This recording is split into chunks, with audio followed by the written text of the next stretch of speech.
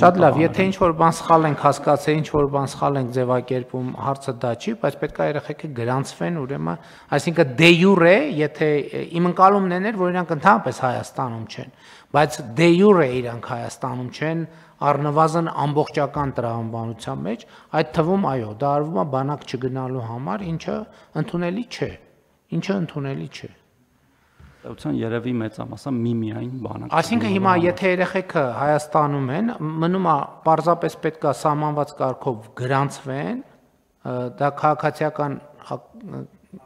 կացության ակտերի, այսինքն պետքա գրանցվեն, դե յուրե իրանք պետքա լինեն Հայաստանում, եւ նաեւ դե ֆակտոն էլ է կարող։ Դե ֆակտոն ասում եմ, այդ այլ մեխանիզմով է, այդ պարբերական վճարներով, երբ որ լքում են արդեն Հայաստանը, մենք դադարում ենք պարզապես։ Բայց այդ կարգավորումը Տիկին Ավանեսյանի ասած Այդ է պետք անել։ Պարոն վարչապետ, այդ բոլորի համար ենք ուզում ավելի համապարփակ լուծենք, որտեղ օրինակ նույն կենսաթոշակառուների դեպքում, որ տարեկան մի անգամ գալիս են եւ կարող են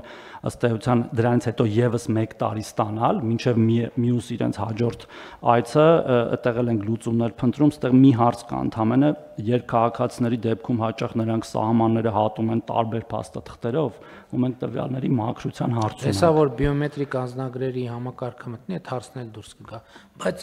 Բայց էլ եմ ասում, ես չգիտեմ ճիշտ կարգավորում, ճիշտ չափը որն է,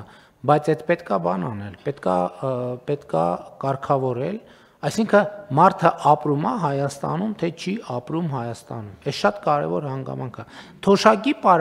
Թոշակի պարագան մի քիչ ուրիշ է, որովհետև մարդը աշխատել է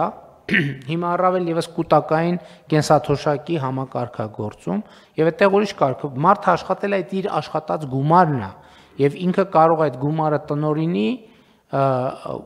որտեղ ուզում է այդքան էլ տես չի պարոն վարչապետ որտեղ կա ծերության նպաստ որը ինքը չի աշխատել բավարար չափով աշխատանքային ստաժ չի ունեցել մենք պարզապես նպաստ ենք տալիս մի րոպե ես խոսում եմ թոշակի այն հատվածի մասին որը ձևավորվում է իր աշխատանքի արդյունքում այդ մասը որտեղ ուզում է լինի մարդը դա անձեռնմխելի է դրան որևէ մեկը որևէ դեպքում որևէ պայմանով չի կարող դիպչել այն ինչ որ գեներացվում է այսօր Հայաստանում աշխատող մարդու վճարած հարկերի հաշվին կամ իրականում երկուսն է դրանից է գեներացվում պարոն վարչապետ մենակ կൂട്ടակայինը չի գեներացվում ես կൂട്ടակայինի դրան կարճ ասած այն ինչ որ մարդու ստաժի հետ է կապված անմիջապես դա անձեռնմխելի է բայց այն ինչ որ այլ տրամաբանությամբ է գործում մենք պետք է այդ պայմանը դնենք 180 օրա թե 100 օրա թե 200 օրա չգիտեմ բայց այդ ստանդարտը պետք է սահմանենք որովհետև մենք մարդուն պետք է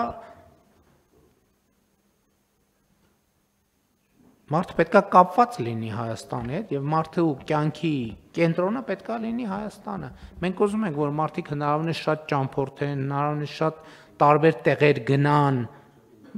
բայց մենք չենք ուզում որ մարդիկ Հայաստանից գնան եւ մենք Հայաստանից գնալը խրախուսենք յուրաքանչյուր ոք տեղաշարժի ազատություն ունի բայց գնալը մենք չենք կարող խրախուսել սրա մասին է խոսքը